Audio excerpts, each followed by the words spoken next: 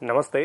मैं डॉक्टर सोमवीर आर्य आप सभी योग जिज्ञासुओं का स्वागत करता हूं सीईसी की योग व्याख्यान माला के इस कार्यक्रम में। आज हम चर्चा करेंगे योग दर्शन में वर्णित जो प्राणायाम है उनका जो चौथा जो प्राणायाम है बाह्य अभ्यंतर विषाक्षेपी चतुर्थ है, उसकी चर्चा आपके सामने करेंगे और विस्तृत चर्चा करेंगे, क्योंकि ये योग साधना का अंतिम प्राणायाम है और इस तक पहुंचने के लिए बड़ी साधना करनी पड़ती है। ये ऐसा नहीं कि आपने एक ही दिन में बाह्य वृत्ति प्राणायाम किया, अभ्यंतर वृत्ति किया, स्तंभ वृत्ति किया और विषाक्षेपी पे आप आ गए। ये पर्टिकुलर एक साधना है, इसमें एक समय लगता है, इसमें एक डेडिकेशन लगता है, गुरु का प्रॉपर निर्देशन आपको लगता है, आहार का बड़ा ध्यान आपको रखना पड़ता है, तब जाकर के आप बाह्य अभ्यंतर विषाक्षेपी के योग्य होते हैं। क्योंकि पहले योग्यता को अर्जित करना पड़ता है, कोई योग्यता बनानी पड़ती है, तब जाकर के इस प्राणायाम को कर सकते हैं। सामान्यतः जितने भी प्राणायाम प्रचलित हैं उनमें चाहे कपालभाति हो, अनुलोम विलोम हो, नाड़ी शुद्धि हो, सूर्यभेदी हो, उज्जाई हो, शीतली हो, शीतकारी हो, भ्रामरी हो, भस्त्रिका हो, प्लावनी हो, केवली हो, चंद्रभेदी हो, कोई भी प्राणायाम है उस प्राणायाम को आसानी से डे 1 से किया जा सकता है। चूंकि ये साधना का प्राणायाम है, योग फिलॉसफी का प्राणायाम है, योग दर्शन का प्राणायाम है, इसकी साधना ये बिल्कुल भी नहीं है कि आप पहले ही दिन इसका अभ्यास कर सको, ऐसा संभव नहीं है। क्योंकि इसके अभ्यास के लिए आपको पात्रता अर्जित करनी पड़ती है, योग्यता अर्जित करनी पड़ती है। वो योग्यता है आपकी बाह्य वृत्ति, अभ्यंतर वृत्ति और स्तंभ वृत्ति। इन 3 प्राणायामों में जब दक्षता प्राप्त हो जाती है तब जाकर के कहीं आप बाह्य अभ्यंतर विषाक्षेपी चतुर्थ इस प्राणायाम को करने के अधिकारी बनते हैं। तो इसका अधिकारी बनने के लिए एलिजिबिलिटी डेवलप करनी पड़ेगी और वो एलिजिबिलिटी आपकी पहले के 3 प्राणायाम है। और पहले के 3 प्राणायामों में एलिजिबिलिटी जो है सबसे पहली है बाह्य वृत्ति। जब बाह्य वृत्ति प्राणायाम को कई महीनों तक या मैं कहूँ 1 साल भर तक आप उसका अभ्यास करते हैं तो आप योग्य होते हैं आप अभ्यंतर वृत्ति के लिए। और अभ्यंतर वृत्ति का अभ्यास भी इतने 6 से 8 या 10 महीने आप अभ्यास करते हैं तो आप एलिजिबल हो जाते हैं स्तंभ वृत्ति के लिए। और जब स्तंभ वृत्ति का अभ्यास भी आप 6 से 8 महीने 10 महीने करते हैं उसके बाद आप एलिजिबल होते हैं बाह्य वृत्ति, बाह्य अभ्यंतर विषाक्षेपी के लिए। तो माने कम से कम 3 साल का समय आपको, लगभग 3 साल का समय आपको लगेगा बाह्य अभ्यंतर विषाक्षेपी प्राणायाम को करने में। अब ये कोई कहेगा कि ये एक आपने फिक्स डिजिट बता दी कि 3 साल में आप कर सकते हैं, उसके पीछे आपका डेडिकेशन, तीव्र संवेग आसन्न वाली बात है कि आपका संवेग कितना है, आप कितने आतुर हैं उसको करने के लिए, आपकी श्रद्धा कितनी है, आपका विश्वास कितना है, आपकी कंटिन्यूटी कितनी है, कितने समय से आप उसको कर रहे हैं, भोजन का की क्या स्थिति है, क्या आप सात्विक भोजन कर रहे हैं, क्या आप बल और पुष्टि प्रदान करने वाले भोजन को ग्रहण कर रहे हैं, क्या आपका व्यवहार सही है लोगों के साथ, क्या किसी प्रकार की कोई और कठिनाई तो नहीं है, क्या किसी प्रकार का और जो योग में विघ्न जो पैदा करने वाले विक्षेप हैं वो तो आपके जीवन में नहीं है। देखिए, योग जो हम बात करते हैं अष्टांग योग की विशेष कर, अष्टांग योग क्यों कहा, योग के अंग क्यों कहा इनको, अष्टांग योग के 8 अंगों की बात की गई तो 8 अंग क्यों कहा, ये एक साथ करने होते हैं। ये नहीं है कि पहले आप केवल यम का ही पालन करेंगे और नियम और आसन प्राणायाम को आप छुएंगे नहीं। फिर कुछ लोगों का मानना है कि पहले यम के भी अहिंसा में दक्षता प्राप्त करो फिर सत्य बोलने का अभ्यास करो। नहीं, सत्य साथ में ही बोलना है, अस्तेय साथ में ही पालन करना है, ब्रह्मचर्य का साथ में ही पालन करना है, अपरिग्रह का साथ में ही पालन करना। इसलिए इन सबको अंग कहा है। अंग समझते हैं ना, मेरा एक शरीर है, इसके अंग हैं, ये हाथ है, ये राइट हैंड है, ये लेफ्ट हैंड है, ये राइट लेग है, ये लेफ्ट लेग है। तो उसी प्रकार आंखें हैं, कान है, बाल है, मतलब पूरा शरीर जो है वो अंगों से परिपूर्ण है। मेरे शरीर में अनेकों अंग हैं, कुछ हार्डवेयर है, कुछ सॉफ्टवेयर है, कुछ दिखने वाले हैं, कुछ अदृश्य हैं जो दिखते नहीं हैं, या कुछ इंटरनल पार्ट हैं जो सामान्य आंखों से नहीं दिख सकते, जिसमें heart, liver, kidney, lungs, thyroid, parathyroid gland आदि होते हैं।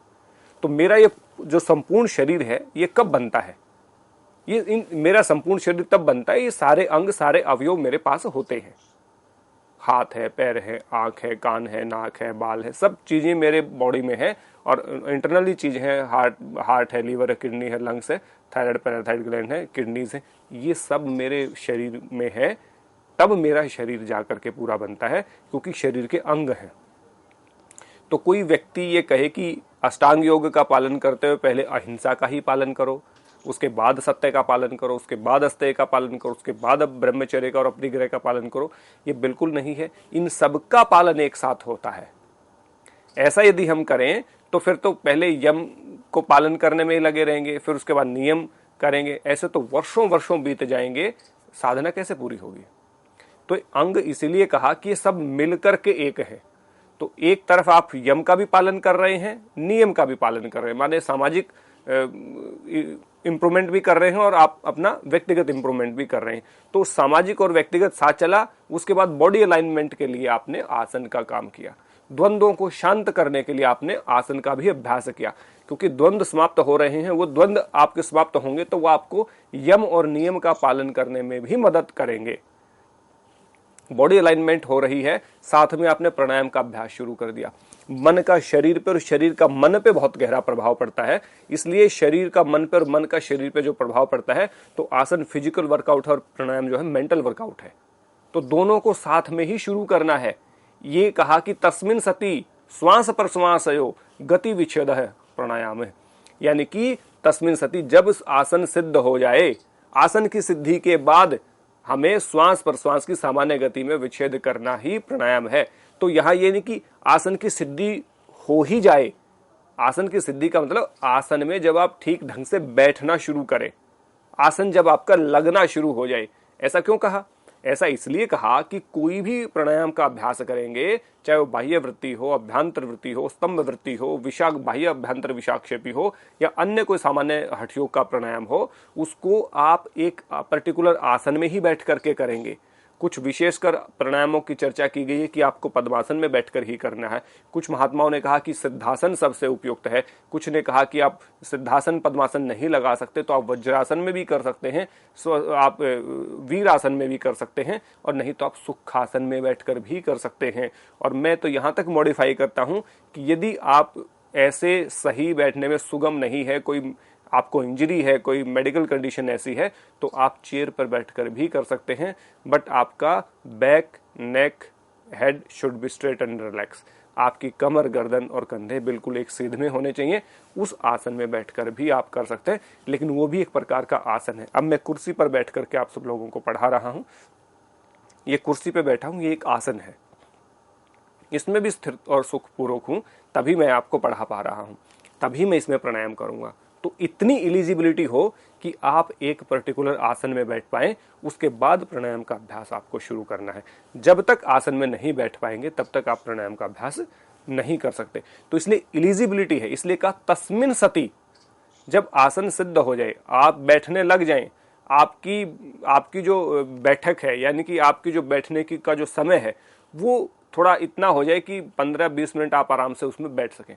जब एक आसन में 15 से 20 मिनट बैठने की सिद्धि आपको प्राप्त हो जाती है, या दक्षता आपको प्राप्त हो जाती है, या 15 से 20 मिनट की बैठने के में सक्षम आप हो जाते हैं, तो आप प्राणायाम करने के अधिकारी हैं। उससे पहले यदि प्राणायाम करेंगे और हर 2 मिनट बाद आपको लगेगा कि मैं अनकंफर्टेबल हूं, तो आप एक प्राणायाम का अभ्यास भी ढंग से नहीं कर पाएंगे। इसलिए कहा तस्मिन सति श्वास प्रश्वासयो गति विच्छेदः प्राणायाम है, माने आसन की इतनी सिद्धि तो होनी ही चाहिए जिससे कि आप अच्छे से बैठ पाए, ताकि प्राणायाम का अभ्यास हो सके। और प्राणायाम के बाद प्रत्याहार की बात की, तो कहा कि प्राणायाम करेंगे तो इंद्रियां वश में आएंगी, मन के ऊपर कंट्रोल होगा, तो वो साथ की साथ प्रत्याहार का पालन करना है।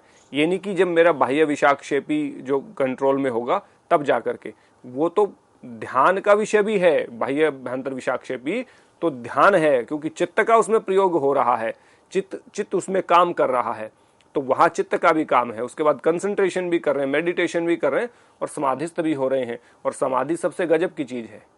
अष्टांग योग का जो अंतिम अंग है वो समाधि कहा है, वो अंग भी है और फल भी है। समाधि प्राप्त करना है, समाधि ही तो प्राप्त करनी है, और समाधि को अंतिम अंग भी माना गया है। तो इस सब को मिलकर के प्रयास करते हैं। समाधि प्राप्ति तक हम अहिंसा का पालन करते हैं, समाधि प्राप्ति तक हम सत्य का पालन करते हैं, समाधि प्राप्ति तक हम अस्तेय का पालन करते हैं, ब्रह्मचर्य का, परिग्रह का, शौच, संतोष, तप, स्वाध्याय, ईश्वर प्रणिधान का पालन करते हैं, क्योंकि ये सभी अंग हैं और इन सब को मिला करके ही अष्टांग योग बनता है। और तभी जाकर के, जैसे एक शरीर की रचना होती है, ठीक उसी प्रकार अष्टांग योग नामक योग साधना के अंगों की रचना होती है। उन सभी अंगों का पर्टिकुलर पालन करना ही करना है। ये नहीं कि मैं ध्यान में पहुंच गया, मेडिटेशन में यानी कि धारणा में पहुंच गया तो मैं यम को छोड़ दूं या नियम को छोड़ दूं, या अब आसन करने की क्या जरूरत है, आसन तो सिद्ध हो चुका। सिद्धि के बाद भी कंटिन्यूटी बनी रहनी चाहिए। प्राणायाम में सिद्धि प्राप्त हो गई, प्राणायाम के बाद भी उसकी कंटिन्यूटी बनी रहनी चाहिए। प्रत्याहार में इंद्रियों पर नियंत्रण हो गया तभी जाकर के कंसंट्रेशन करना है। कंसंट्रेशन हो गया तो भी कंसंट्रेशन को बना के रखना है। एक चीज को छोड़ करके आगे नहीं जाना है, उसमें दक्षता प्राप्त करके ही आगे जाना है। ये विशेष रूप से ध्यान रखें। तो इसलिए अष्टांग योग अंगों का एक समूह है। जैसे हमारा एक शरीर एक कई प्रकार के अंगों का, कई प्रकार के अवयवों का, हार्डवेयर सॉफ्टवेयर को मिला करके हमारा जो शरीर बना है, ठीक उसी प्रकार हमारा जो अष्टांग योग है उसमें 5 बाह्य और 3 आभ्यंतर होते हैं। यानी कि आपका यम, नियम, आसन, प्राणायाम और प्रत्याहार, ये अष्टांग योग के बाह्य हैं, ये बहिरंग हैं। और धारणा, ध्यान, समाधि ये अंतरंग है। 3 अंतरंग है, 5 बाह्य अंग है। और जो प्रत्याहार है, ये बहुत बार परीक्षा में भी पूछा जा सकता है, ये सेतु का काम करता है। यानी कि बाह्य से अभ्यंतर में जब कन्वर्ट हो रहे हैं, बहिरंग से अंतरंग में जब कन्वर्ट हो रहे हैं, तो प्रत्याहार वहां सीढ़ी का काम करता है, प्रत्याहार वहां पुल का काम करता है। जैसे ब्रिज होता है ना, एक किनारे से नदी के दूसरे किनारे पे जोड़ने का काम करता है। मान लीजिए कोई सड़क आ रही है और उसके बीच में नहर आ रही है, तो हम वहाँ पे पुल बना देते हैं, ब्रिज बना देते हैं, ताकि एक सिरा दूसरे सिरे को जोड़ करके वो जो सड़क है उसको जोड़ने का काम करे। तो बाह्य जो बहिरंग है और अंतरंग है, उनके बीच में जो पुल का काम करता है, सेतु का काम करता है, सीढ़ी का काम करता है, उनमें समायोजन स्थापित करने का काम करता है, उनमें उनका संयोजक जो है वो प्रत्याहार कहा है। तो सारे के सारे एक प्रकार से अंग ही हैं। ना बहिरंग की कोई कम उपयोगिता है और ना ही अंतरंग की कोई ज़्यादा उपयोगिता है, सब एक दूसरे पर डिपेंडेंट है। तो इसलिए हमें इस बात को समझना चाहिए कि हमारा शरीर और हमारा जो अष्टांग योग है वो बिल्कुल एक सिमिलर टाइप से चल रहा है। इसलिए कहा कि हमें जो बाह्य अभ्यंतर विषाक्षेपी है उसमें पहुंचने के लिए पहले दक्षता प्राप्त करनी है। तो हमें सबसे पहले बाह्य वृत्ति, अभ्यंतर वृत्ति, स्तंभ वृत्ति और फिर विषाक्षेपी पे जाना चाहिए। अब विषाक्षेपी है क्या, तो चतुर्थ प्राणायाम की चर्चा यहाँ से शुरू करते हैं। तो बाह्य अभ्यंतर विषाक्षेपी जो प्राणायाम है वो चतुर्थ है, चौथा है। इसके विषय में कहा बाह्य अभ्यंतर विषाक्षेपी चतुर्थ है, ये सूत्र है। अब इससे पूर्व की तैयारी हम जान लेते हैं कि क्या वैसे ही शुरू कर दें बाह्य अभ्यंतर विषाक्षेपी को, या कब करना चाहिए, उसकी पूर्व की तैयारियां क्या है, सावधानियां क्या हैं, उसकी विधि क्या है, उसके लाभ क्या हैं और सभी प्राणायामों के कॉमन बेनिफिट्स क्या हैं, वो सारे इस व्याख्यान में जानने का प्रयास करेंगे। तो हम प्राणायाम की तैयारी देखते हैं। पूर्व के तीनों प्राणायामों में दक्षता प्राप्त होनी चाहिए, ये सबसे पहली कंडीशन है कि यदि आप बाह्य अभ्यंतर विषाक्षेपी कर रहे हैं तो इससे पहले इंश्योर करें कि आप बाह्य वृत्ति, अभ्यंतर वृत्ति और स्तंभ वृत्ति, इन तीनों प्राणायामों में दक्षता प्राप्त कर चुके हैं। माने इन तीनों को साध चुके हैं, इन तीनों की आपके अंदर एक्सपर्टीज आ चुकी है, इन तीनों को आप भली भांति अच्छे से कर रहे हैं और इनमें पूरी कमांड आपके पास है, तो ही आप बाह्य अभ्यंतर विषाक्षेपी को करने में सक्षम है। ये पहली कंडीशन है पूर्व की तैयारी में। किसी भी प्रकार के रोग की अवस्था में नहीं करना है, क्योंकि यदि आप इस प्रकार का अभ्यास करते हैं तो रोग तो अपने आप ही समाप्त हो जाते हैं, किसी प्रकार का रोग रहता ही नहीं है। तो जो व्यक्ति बाह्य अभ्यंतर विषाक्षेपी से पहले 3 प्राणायामों का अभ्यास करते हैं वो निश्चित रूप से इन सभी प्रकार के रोगों से दूर रहते हैं, किसी प्रकार का रोग उनको नहीं होता। एक सबसे इंपॉर्टेंट बात है कि जनसंग का परित्याग हमें करना है। जो व्यक्ति बाह्य अभ्यंतर विषाक्षेपी का अभ्यास कर रहा है उसको जनसंग का परित्याग क्यों मैंने यहां लिखा, जनसंग का परित्याग तो सबको करना ही चाहिए योग में जो जा रहे हैं, लेकिन यहां और भी कड़ाई से इसके पालन की बात इसलिए कही गई है कि बाह्य अभ्यंतर विषाक्षेपी ध्यान वाला प्राणायाम है, वो स्वतः घटित होने वाला प्राणायाम है, उसमें चित्त की इन्वॉल्वमेंट खत्म हो जाती है, मतलब चित्त का उसके साथ संयोग समाप्त हो जाता है एक प्रकार से, और बॉडी खुद रिस्पॉन्ड करती है, चित्त उस विषय का आक्षेप कर देता है, चित्त में वो विषय लोप हो जाता है उस विषय का। इसलिए उस चित्त को मजबूत बनाने के लिए, चित्त को एकाग्र करने के लिए जनसंग का परित्याग बहुत जरूरी है। ये साधना का प्राणायाम है, मैंने कहा कोई अनुलोम विलोम या नाड़ी शुद्धि या आपका सामान्य प्राणायाम नहीं है कि आप उसको कपालभाति कर रहे हैं या सूर्य भेदी कर रहे हैं कि आपने सामान्य रूप से किया और उसका लाभ प्राप्त हो गया और जनसंग लोगों से मिलते रहे, चलते रहे, व्यवहार जैसा चल रहा है आपको बेनिफिट मिलता रहेगा। ये साधना का प्राणायाम है। इसलिए जब जनसंघ क्या होता है, ज़्यादा से ज़्यादा लोगों का जो समूह होता है उससे नहीं मिलना है। अब क्या होता है, हर समय के हर तरह के लोग होते हैं। कुछ नेगेटिव अप्रोच रखते हैं, कुछ पॉजिटिव अप्रोच रखते हैं। कुछ लोगों को देख करके अच्छा लगता है, कुछ लोगों से बात करके बुरा लगता है, डिप्रेशन आता है, स्ट्रेस आता है, वो नकारात्मक बातें ही करते हैं। अब जैसे आप सोशल मीडिया पे जाइएगा, फेसबुक पे, किसी भी चीज़ पे आप जाइएगा तो वहाँ पे जा करके आप देखेंगे कि दो तरह के मुख्य होते हैं। कोई भी घटना हमारे देश में या कहीं विश्व में स्तर पे घटती है तो एक उसका पक्ष और एक उसका विपक्ष बनता है। तो विपक्ष वाले उसके नेगेटिव एस्पेक्ट को देखते हैं और पक्ष वाले उसके पॉजिटिव एस्पेक्ट को देखते हैं। तो हर जगह नकारात्मकता भरी पड़ी है। उस नकारात्मकता का हम शिकार हो सकते हैं यदि हम साधना कर रहे हैं और ऐसा व्यक्ति जिसकी योग में रुचि नहीं है या जिसने गलत तरीके से योग सीखा है या किसी गलत परंपरा से उसने योग सीख करके आ गया और वो गलत सिखा रहा है और उसको नुकसान हो गया और उसने योग से नाता तोड़ लिया, तो वो क्या कहेगा? वो यही कहेगा योग से तो कुछ नहीं होता, मैंने किया था मुझे तो लाभ नहीं मिला। कोई व्यक्ति कहेगा मुझे जॉब नहीं मिली, कोई व्यक्ति कहेगा मुझे ये फायदा नहीं हुआ, मुझे ये नुकसान हो गया, मेरे अंदर ये बीमारी पैदा होगी। क्योंकि वो ये नहीं बताएगा कि मैंने सही से नहीं किया या निपुण व्यक्ति यानी कि एक्सपर्ट व्यक्ति से नहीं सीखा। वो कमियां न देख करके वो व्यक्ति उसकी बुराई ही करेगा। तो ऐसे व्यक्तियों से मिलोगे तो आपका जो विश्वास है, जो श्रद्धा है, वो कहीं ना कहीं प्रभावित होती है। इसलिए जनसंघ का परित्याग हमें करना चाहिए। जरूरी नहीं अच्छे व्यक्ति ही हमें मिले, हमारा एक दायरा होना चाहिए जिसमें हम अच्छे व्यक्तियों से मिले। और कैसे क्राइटेरिया सेट करें हमें, जैसे हमने देखा कि जो हमारा 33वां सूत्र है योग दर्शन का, उसमें कहा मैत्री करुणा मुदित उपेक्षा नाम सुख दुख पुण्य पुण्य भावनात चित्त प्रसादनम। यानी अच्छे व्यक्तियों के साथ मित्रता हमें करनी चाहिए और जो दुखी व्यक्ति हैं उनके प्रति करुणा हमें करनी चाहिए। जो धार्मिक यानी कि सज्जन व्यक्ति हैं, पुण्य आत्माएं हैं, उनको देख करके प्रसन्न होना चाहिए और जो पापी आत्माएं हैं उनको देख करके उपेक्षा का भाव करना चाहिए। ना उनको अटेंड करना है, ना ही उनको कहीं हमने नेग्लेक्ट करना है। मतलब उनसे डील नहीं करनी है बुरे व्यक्तियों से। यदि उनसे मित्रता रखेंगे तो वो आपको नुकसान पहुंचाएंगे, कहीं ना कहीं उनके साथ रहने से आपको नुकसान होगा। और यदि उनसे दुश्मनी रखेंगे तो कहीं ना कहीं आपको हानि होगी, जान की माल की आपको हानि होने की संभावना रहती है। क्योंकि बुरा व्यक्ति हमेशा नुकसान करने के भाव से ही रहता है। इसलिए हमें जनसंघ परित्याग करना चाहिए, हमें बुरे व्यक्ति की उपेक्षा करनी चाहिए। तो जनसंघ परित्याग का आप देखेंगे हठ प्रदीपिका में भी जनसंघ को बाधक तत्वों में रखा है और साधक तत्वों में जनसंघ के परित्याग की बात कही गई है। तो हम ये साधक तत्व है जनसंघ परित्याग, ये हमें अपनाना चाहिए। क्योंकि बाह्याभ्यंतर विषाक्षेपी बहुत ऊंची साधना का प्राणायाम है, इसलिए जनसंघ का परित्याग बहुत आवश्यक है। जो भी योग में व्यक्ति हैं वो जनसंघ का परित्याग करें। अननेसेसरी नेगेटिव लोगों से या बहुत सारे बीमार लोगों से, बहुत सारे दुखी व्यक्तियों से, बहुत सारे शिकायत करने वाले व्यक्तियों से हमें नहीं मिलना चाहिए, उनको हमें अवॉइड करना चाहिए। ये हमारी कुछ पूर्व की तैयारियां हैं कि हमें तीनों प्राणायाम में दक्षता प्राप्त करनी है, रोग नहीं होना चाहिए और जनसंघ का परित्याग हमें करना चाहिए। ये हमारी तैयारी। इसके अलावा सावधानियां हैं कुछ कि हमें क्या सावधानियां इसमें बरतनी चाहिए। कुछ पिटफॉल्स होते हैं, कुछ जो कॉमन मिस्टेक्स हम करते हैं वो भी बात करेंगे, लेकिन उससे पहले हम सावधानियों की बात कर लेते, प्रिकॉशन की बात कर लेते।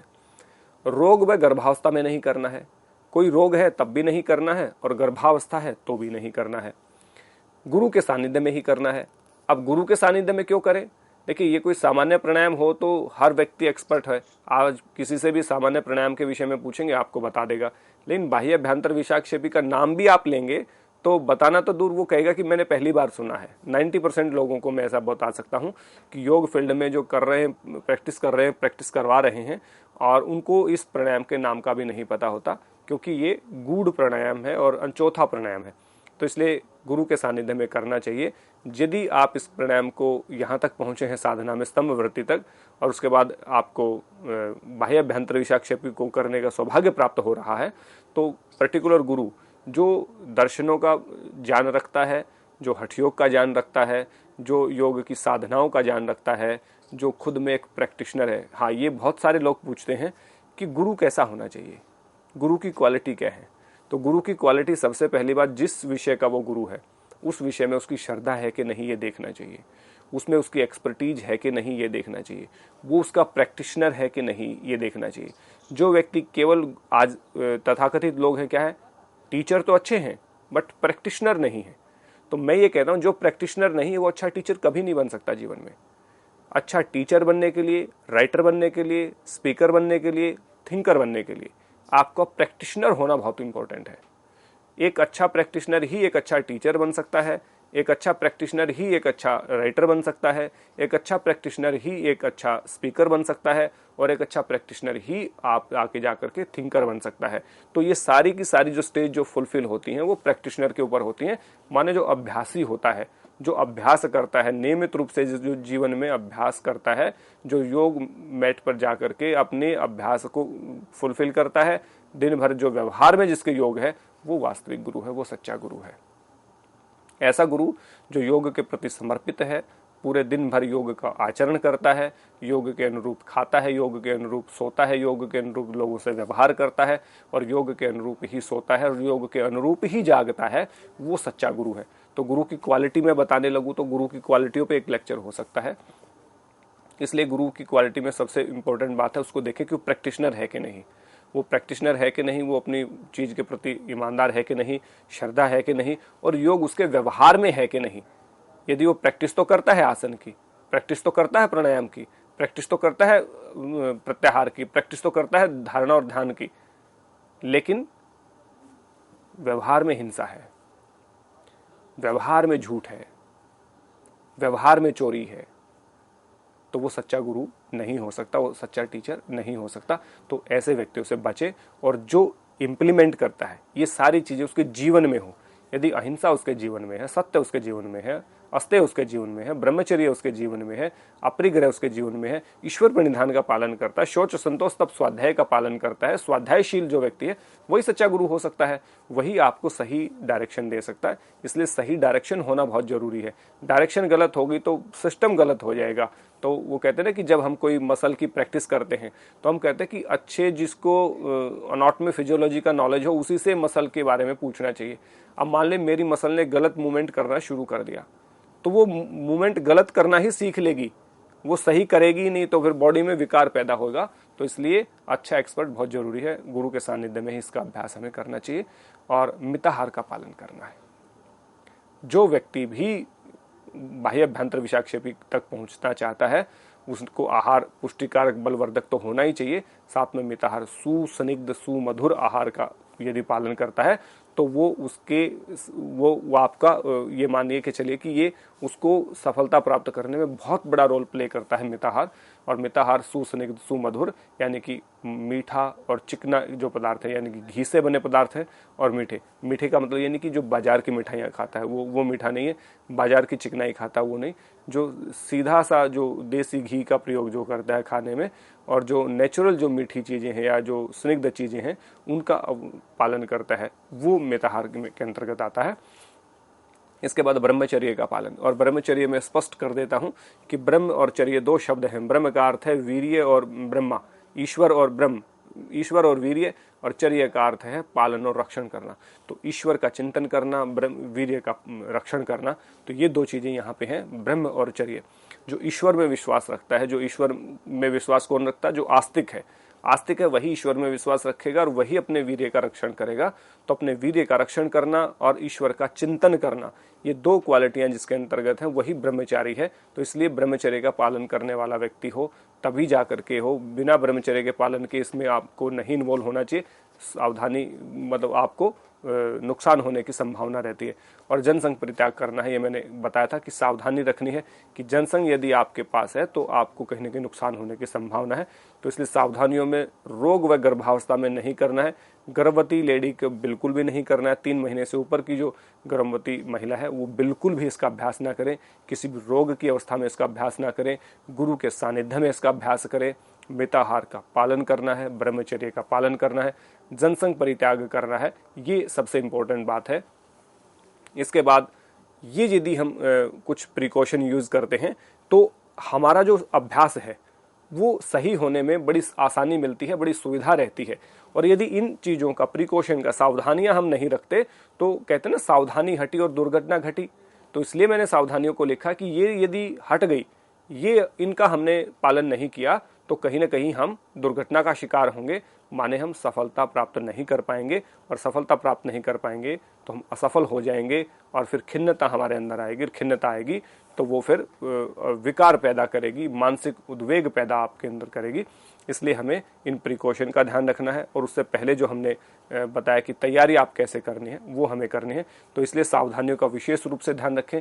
इस व्याख्यान में इतना ही। आगामी व्याख्यान में हम इन सब चीज़ों की विधि और अन्य चीज़ों पे भी बात करेंगे।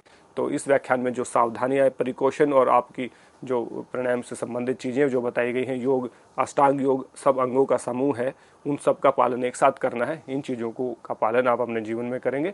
और जैसे गुरु के सानिध्य में मेरे गुरु की क्वालिटी जो बताई कि एक प्रैक्टिशनर के साथ ही आप इनका अभ्यास करें, जो व्यवहार में जिसके ये चीज़ें हैं वही सच्चा गुरु है, उसी की खोज आपको करनी है और उसी के साथ आपको अभ्यास करना है। वो कौन है, नाम क्या है, रंग कैसा है, भाषा कैसी है, जाति कैसी है, प्रदेश कैसा है, दिखने में कैसा है, ये मैटर नहीं करता।